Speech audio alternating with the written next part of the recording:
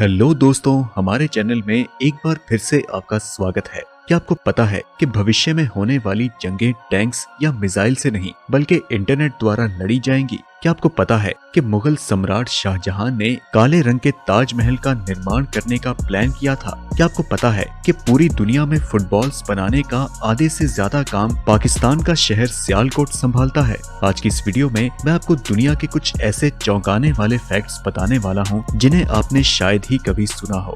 तो चलिए बिना देरी किए हम इस वीडियो की शुरुआत करते हैं। दोस्तों, यूरोप का देश जर्मनी जितना खूबसूरत है उतने ही अजीब इसके ट्रैफिक के कायदे कानून हैं, जिन्हें जानने के बाद आपको शायद ही यकीन होगा। आपको बता दें कि जर्मनी के ट्रैफिक नियम के अनुसार जर्मन नेशनल हाईवेज पर अगर आपकी गाड़ी का ईंधन खत्म हो जाता है तो ये गैर कानूनी है और ऐसे में आप सजा के हकदार भी हो सकते हैं, जिसमें आपको 35 से 70 यूरो यानी कि 7 से 13,000 रुपए तक का जुर्माना हो सकता है। और यही कारण है कि हाईवेज पर गाड़ी का फ्यूल खत्म हो जाना किसी सड़क दुर्घटना का कारण बन सकता है। इसी के चलते जर्मनी के इन हाईवेज में थोड़ी थोड़ी दूरी पर आपको पेट्रोल पंप देखने को मिलेंगे। कहते हैं कि कुत्ते इंसान के सबसे वफादार दोस्त होते हैं। आपने कुत्तों की वफादारी के तो बहुत से किस्से सुने होंगे, लेकिन उनकी वफादारी प्लस अपनी विकलांगता यानी कि डिसएबिलिटी पर जीत हासिल करने का कॉम्बिनेशन वाला किस्सा शायद ही कभी सुना हो। हम बात कर रहे हैं बिल इरविन की, जो कि दुनिया के सबसे पहले ब्लाइंड हाइकर थे, जिन्होंने नवंबर 1990 में अपलेशियन हिल्स की चढ़ाई की, जिसकी ऊंचाई 6,684 फीट है।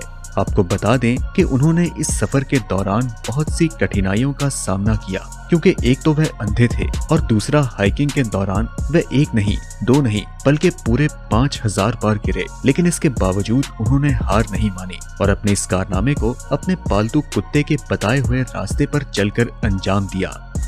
भारत के शहर आगरा में मौजूद ताजमहल के बारे में भला कौन नहीं जानता, जिसे 5वें मुगल सम्राट शाहजहां ने बनाया था। शाहजहां 17वीं सदी में भारत का शासक हुआ करता था और उन्होंने इसका निर्माण अपनी पत्नी मुमताज महल की याद में किया था। 1629 में जब मुमताज महल का देहांत हुआ तो शाहजहां ने उनके मकबरे को एक यादगार बनाने का ठान लिया। इस मकसद को पूरा करने के लिए उन्होंने यमुना नदी के नजदीक एक जमीन खरीदी और अपनी ख्वाहिश को हकीकत का रूप दे डाला। लेकिन दोस्तों, अब जो बात मैं आपको बताने वाला हूँ उसे सुनने के बाद आपको शायद ही यकीन होगा। ऐसा कहा जाता है कि ताजमहल का निर्माण पूरा होने के बाद शाहजहां ने एक और ताजमहल बनाने का फैसला किया था, जिसका निर्माण इस बार काले रंग के संगमरमर से होना था। लेकिन शायद कुदरत को कुछ और ही मंजूर था, क्योंकि इससे पहले कि शाहजहां दूसरे ताजमहल का निर्माण कर पाते, उससे पहले ही उनके बेटे औरंगजेब ने उन्हें आगरा में नजरबंद करवा दिया, जहां साल 1666 में उनका देहांत हो गया।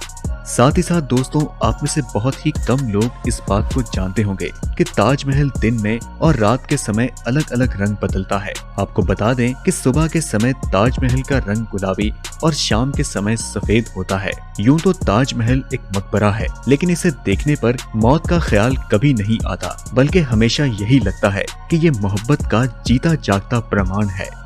दोस्तों, आप तो जानते ही हैं कि हजारों सालों से हमारा समाज कुछ इस तरह चलता है कि घर का मर्द बाहर जाकर पैसा कमाता है और खाने पीने का सामान लाता है, जबकि घर की महिलाएं खाना बनाने और बच्चों को संभालने में मदद करती हैं। लेकिन क्या आपने कभी सोचा है कि जानवरों के मामले में, खासकर शेरों के मामले में क्या होता है? दरअसल शेरों के मामले में कुछ ऐसा होता है कि उनमें सारे का सारा काम शेरनी ही करती है। अपने बच्चों को पालने से शिकार करने तक का सारा काम शेरनी ही करती है, जबकि शेर का काम सिर्फ आराम से बैठना और खाना है। दोस्तों, क्या आपको पता है कि इजराइल इतना ताकतवर देश क्यों है और भविष्य में होने वाली जंगें हथियारों से नहीं बल्कि इंटरनेट के द्वारा लड़ी जाएंगी? अगर हम इजराइल की बात करें तो ये बेहद ताकतवर देश माना जाता है। दरअसल इसके पीछे बहुत से कारण हैं, लेकिन सबसे मुख्य कारण ये है कि वहाँ के बच्चे जब 12 साल की उम्र तक पहुँचते हैं तो वहाँ की सरकार उन्हें जल्द पहचान लेती है कि कौन सा बच्चा किस क्षेत्र में महारत हासिल कर सकता है। उदाहरण के तौर पर आपको बताऊं तो जो बच्चे कंप्यूटर साइंस में रुचि रखते हैं, वहाँ की सरकार उन्हें साइबर सिक्योरिटी में लगा देती है, जिससे कि उनका इंटरनेट सिस्टम काफी स्ट्रॉन्ग हो जाता है और आगे चलकर उन बच्चों को ये सिखाया जाता है कि इंटरनेट के जरिए बाकी देशों को कैसे नियंत्रित किया जाता है और उन पर कैसे हमला किया जाए। दोस्तों, जिन लोगों को साइबर सिक्योरिटी के बारे में नहीं पता तो उन्हें मैं बता दूं कि साइबर सिक्योरिटी का मतलब है कि इंटरनेट के जरिए आने वाले सभी बग से अपने कंप्यूटर्स और सर्वर्स को सुरक्षित रखना। दोस्तों, जैसा कि हमने पहले कहा था कि दुनिया के सभी देश,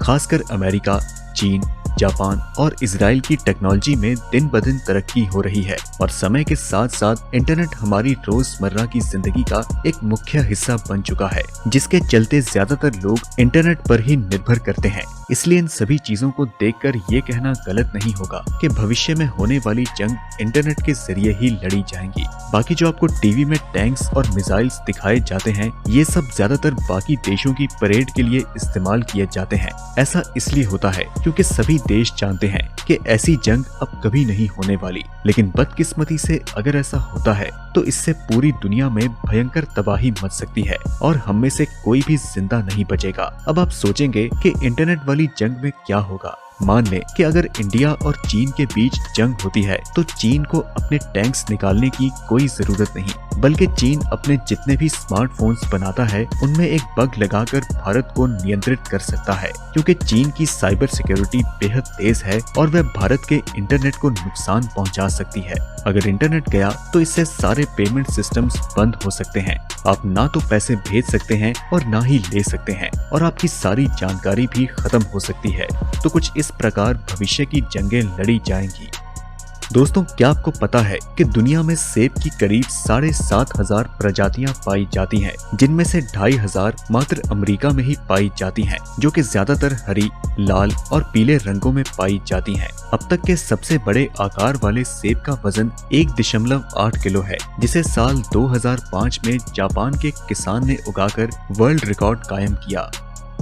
दोस्तों, रेमरी आइलैंड के बारे में तो आप जानते ही होंगे, जो कि अपने जानलेवा और खतरनाक मगरमच्छों के कारण एक कुख्यात जगह मानी जाती है। कहते हैं कि जब किस्मत खराब हो तो ऊंट पर सवार इंसान को भी कुत्ता काट लेता है। ये बात है 19 फरवरी सन 1945 की, जब जंग के मौके पर जापान के 1000 सोल्जर्स के साथ भी कुछ ऐसा ही हुआ।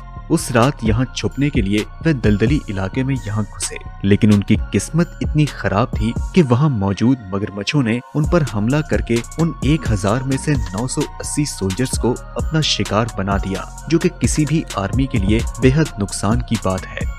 क्या आप जानते हैं कि भारत का पड़ोसी देश पाकिस्तान का शहर सियालकोट पूरी दुनिया में आधे से ज्यादा फुटबॉल के निर्माण का काम संभालता है। सियालकोट में 200 से भी ज्यादा फुटबॉल की फैक्ट्रीज मौजूद हैं। ये एक ऐसा शहर है जहां प्रति वर्ष 4 से 6 करोड़ फुटबॉल बनाए जाते हैं। सियालकोट इन फुटबॉल्स का सबसे मशहूर और सबसे बड़ा उत्पादक माना जाता है, जहां रहने वाले तकरीबन सभी स्थानीय निवासी फुटबॉल बनाने के कारोबार में जुड़े हैं। फिल्म अवतार में दिखाया गया ट्री ऑफ लाइफ तो आपको याद ही होगा। आपको बता दें कि हूबहू ऐसा ही एक पेड़ दक्षिण अफ्रीका में मौजूद है, जो कि करीब 2000 साल पुराना है। यानी कि ये पेड़ जीसस क्राइस्ट के समय का है। इस पेड़ के साए के नीचे 40 लोग खड़े हो सकते हैं और ये पेड़ अपनी शाखाओं में 4500 लीटर पानी को स्टोर कर सकता है। अफ्रीका के बंजर इलाकों में ये दोनों चीजें, पानी और छांव का एक ही पेड़ में मौजूद होना, वाकई में इसे एक ट्री ऑफ लाइफ बनाती है। अब दोस्तों, आप इस फैक्ट को जरा गौर से सुनें। क्या आपको पता है कि आप मुस्कुराते समय सांस नहीं ले सकते? जी हाँ दोस्तों, एक बार कोशिश करके देखें। आई सांस?